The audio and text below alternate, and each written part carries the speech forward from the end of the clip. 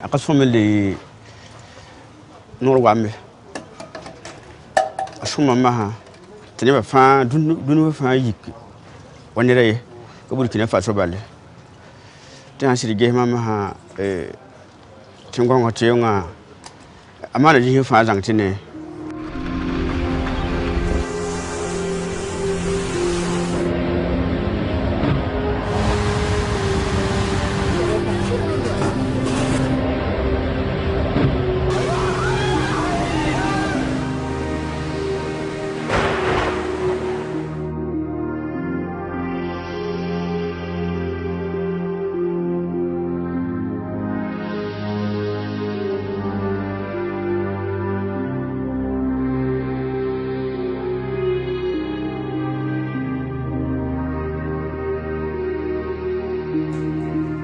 Le Fonds vert pour le climat, c'est ce plus gros mécanisme de la Convention cadre des Nations Unies sur les changements climatiques dédié à financer les pays en développement pour justement les accompagner dans les efforts de lutte contre les changements climatiques.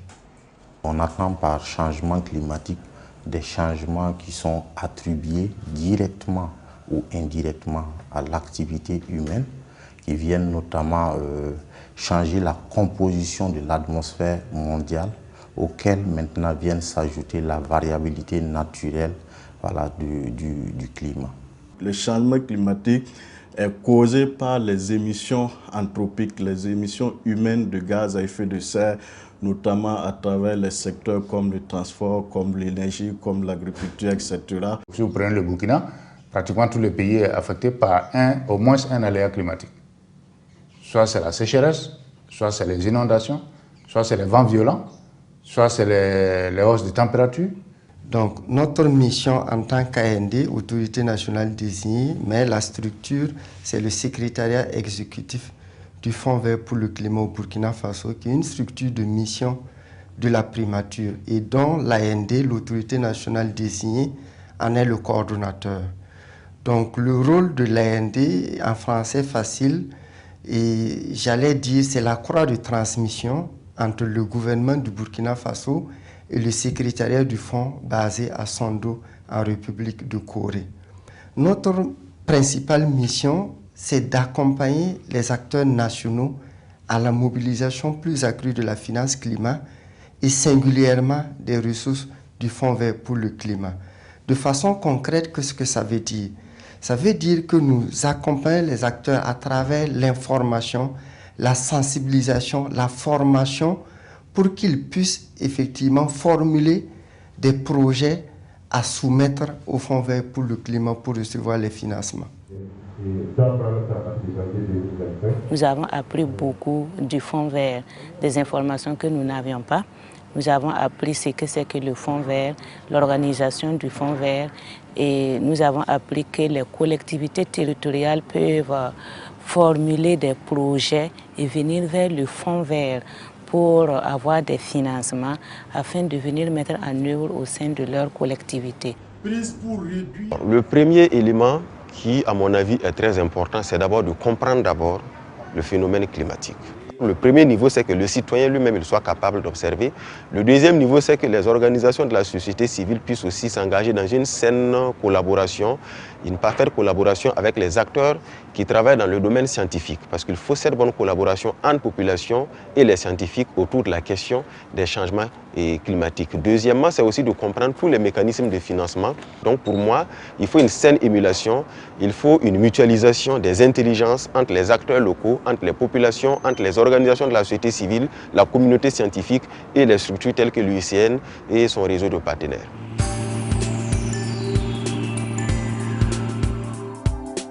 Ce qu'il faut retenir, qui est éligible auprès du Fonds vert pour le climat, il faut dire que sauf les individus ne sont pas éligibles auprès du Fonds vert pour le climat.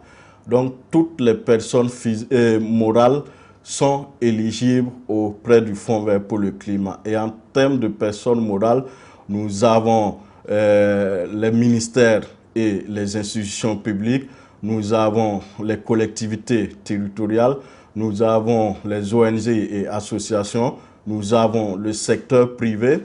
Lorsque vous vous avez une problématique que vous avez pu traduire en idée de projet, vous pouvez approcher l'AND. Si vous n'avez pas d'entité accréditée d'abord pour vous accompagner, vous approchez l'AND pour la maturation de l'idée de projet.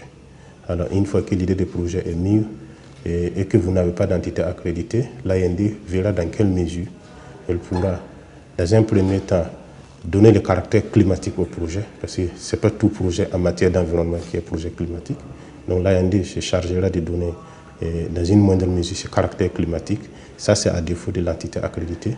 Mais si vous avez une entité accréditée déjà qui vous accompagne, l'entité peut jouer ce rôle-là pour effectivement la maturation du projet et effectivement l'habillage climatique de concert avec l'AND. Si j'ai par exemple un projet en matière d'électrification, certainement mon entrée par exemple sera les émissions de gaz à effet de serre liées au mode, en tout cas au secteur actuel qui utilise beaucoup plus les énergies fossiles comme la DDO, etc. pour produire l'énergie.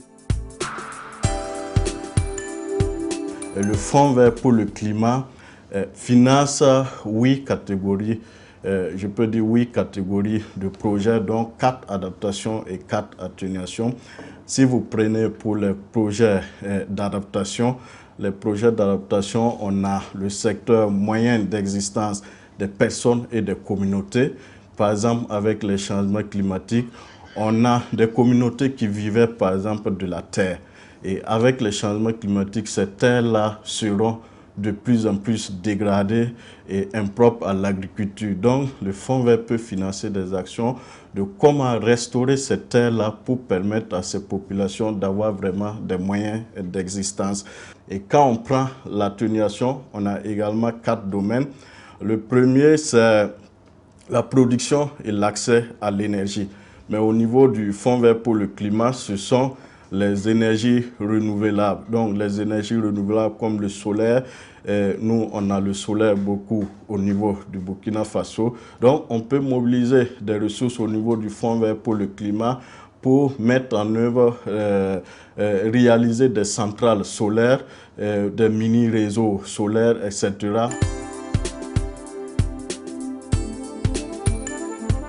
Actuellement, pour le compte du Burkina, nous avons 12 projets qui sont approuvés auprès du Fonds vert pour le climat d'un montant d'environ 135 millions de dollars américains. Et il y a des projets qui sont actuellement en cours de mise en œuvre. Il y a par exemple le projet Hydromet qui est au niveau du ministère des Transports qui a reçu un don de 22,5 millions de dollars américains du Fonds vert pour le climat. Ce projet a reçu presque 12 milliards de francs CFA pour accompagner les 5 agences d'exécution afin d'améliorer la résilience climatique des communautés au Burkina Faso. Dans ce sens, le projet accompagne la RRC, la réduction des risques de catastrophes liés aux domaines thématiques des 5 agences d'exécution que sont la DGPC, qui est la Direction générale de la protection civile, l'ANAM, l'Agence nationale de la météorologie, et le SP CONASU, qui intervient dans le cadre de la réduction des risques liés aux catastrophes humanitaires. Aussi, il y a le système d'alerte précoce du ministère de l'Agriculture qui intervient dans le domaine de la sécurité alimentaire. Et enfin, la Direction générale des ressources en eau dans le cadre de la réduction des risques liés aux crues et aux inondations qui sont possibles au niveau du territoire national. Nous avons également le programme intégré de développement et d'adaptation au changement climatique dans le bassin du Niger. C'est un projet qui est porté au niveau du ministère en charge de l'eau, notamment à travers la DGRE. Le Fonds vert climat est un bailleur du PIDAC. Il fait partie des bailleurs les plus importants dans la mesure où il occupe 45% du budget global du PIDAC. Le budget global du PIDAC s'élève à 9 milliards 285 millions et le Fonds vert climat à lui seul occupe 45%. Le PIDAC, d'abord sa définition, c'est le programme intégré de développement et d'adaptation au changement climatique dans le bassin du Niger. Donc il faut dire que ce programme est né à la suite d'un programme qui avait été initié par les chefs d'État à travers l'autorité du bassin du Niger, qui s'est exécuté dans 3 États, notamment le Mali, le Burkina et le Niger. Et ces 3 pays ont conduit ce premier programme qui a eu vraiment des résultats probants. Et c'est à la suite de ce programme que l'autorité du bassin du Niger a initié un autre programme qui s'est dénommé PIDAC et qui a été soumis au niveau du sommet des chefs d'État qui ont approuvé. Et c'est comme ça que le PIDAC est né. Et aujourd'hui, le PIDAC couvre 9 pays du bassin. Le partenariat avec le Fonds vert climat est d'abord lié au fait que nous sommes une entité accréditée. Une entité accréditée, ça suppose que nous avons les capacités fiduciaires suffisantes pour aider les pays à mobiliser les ressources du Fonds vert climat. Et par conséquent, nous travaillons avec les autorités nationales désignées et également avec les entités d'exécution. Donc pour l'autorité nationale désignée, la partie qui les concerne directement, c'est ce qu'on appelle le programme de préparation, le RIDNES. Et ce programme de préparation permet à chaque pays de mobiliser les acteurs nationaux pour qu'ils soient prêts à aller chercher les ressources financières pour des actions climatiques, uniquement des actions climatiques.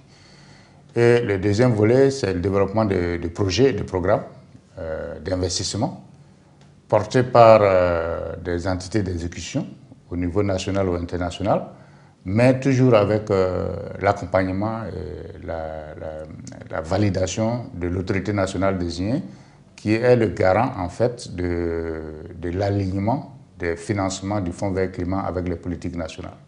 Pour le Fonds vert climat, un petit projet, c'est un projet de minimum 10 millions de dollars. Donc vous vous rendez compte que même si vous êtes privé, il faut que vous ayez la capacité d'absorber au moins 10 millions de dollars. Et donc ce que nous conseillons en tant qu'entité accréditée, c'est que les entreprises peuvent se mettre ensemble, solliciter les fonds, chacun dans son domaine d'expertise, et quand les fonds vont arriver, chacun recevra les ressources qui sont allouées telles que prévues dans le document du projet. Notre pays, dans le contexte actuel, nous avons besoin de financement nécessaire pour booster notre développement. Il y a de l'argent quelque part qu'on appelle financement climatique. Allons-y chercher cet argent-là. Et moi, je suis encore plus convaincu parce que c'est de notre rôle et c'est là également que nous pouvons accompagner ce gouvernement de transition-là dans la quête de la souveraineté et de la résilience du peuple burkinabé. Nous allons travailler de sorte à ce qu'on puisse mobiliser cette ressource-là, parce que la guerre que nous sommes en train de mener, le bout du tunnel n'est plus loin, mais les écosystèmes sont fortement impactés. Comment trouver les ressources pour réparer, pour restaurer ces écosystèmes-là? Nous disons, on va aller chercher ces financements climatiques-là pour venir mettre en œuvre des projets qui vont permettre à nos écosystèmes d'être résilients et surtout qui vont permettre à nos communautés d'être résilients vis-à-vis du changement climatique et du contexte actuel.